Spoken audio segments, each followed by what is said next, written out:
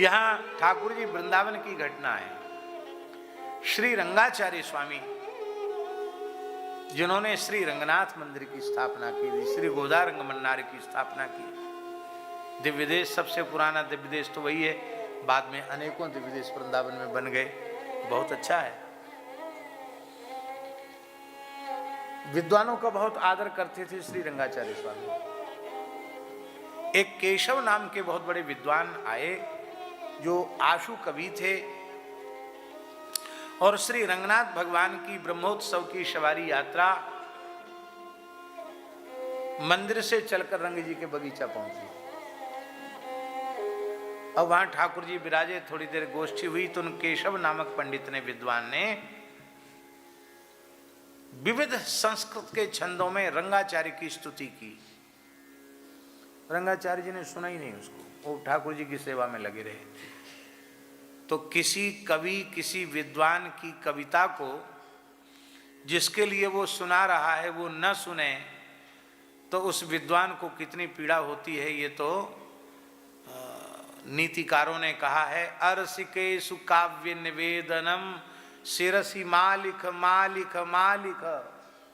जो हमारे काव्य का रसास्वादन न कर सकें, ऐसे लोगों के सामने अपनी कविता हमको न पढ़नी पड़े। हे विधाता, ये मत लिखना हमारे कपाल पर। तो वो केशव नाम के विद्वान चिढ़ गए। उन्होंने कहा, इनकी इतनी बढ़िया स्तुति की, ये कुछ बोले नहीं। अरे एक पुरस्कार ऐसा जिसमें 2 पैसा खर्च नहीं होते, उस पुरस्कार का नाम है सांत्वना पुरस्कार। आपने बहुत अच्छा, बहुत अच्छे विद्वान, इतना तो कह देते, कुछ नहीं कहा। तो जब रंगनाथ भगवान की सवारी मंदिर में पहुंची ठाकुर जी, और जब श्री रंगाचार्य स्वामी रोते हुए बोले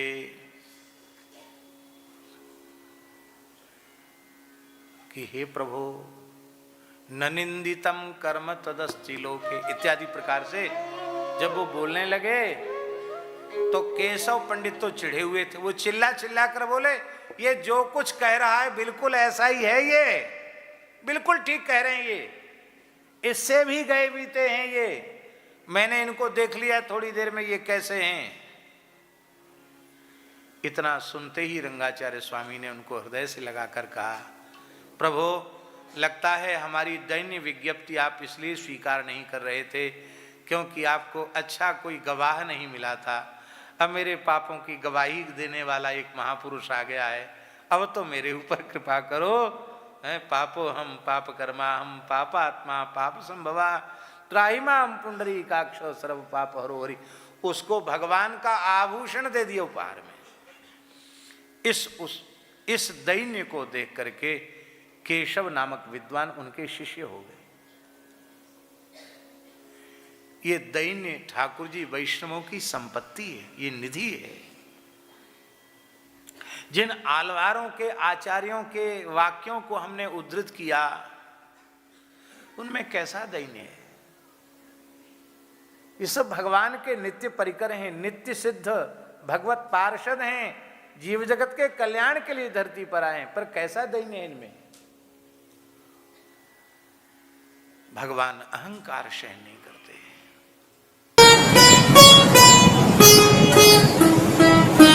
श्री सीताराम प्रतिदिन सत्संग एवं दर्शन के लिए श्री महाराज जी के ऑफिशियल चैनल को जरूर सब्सक्राइब करें।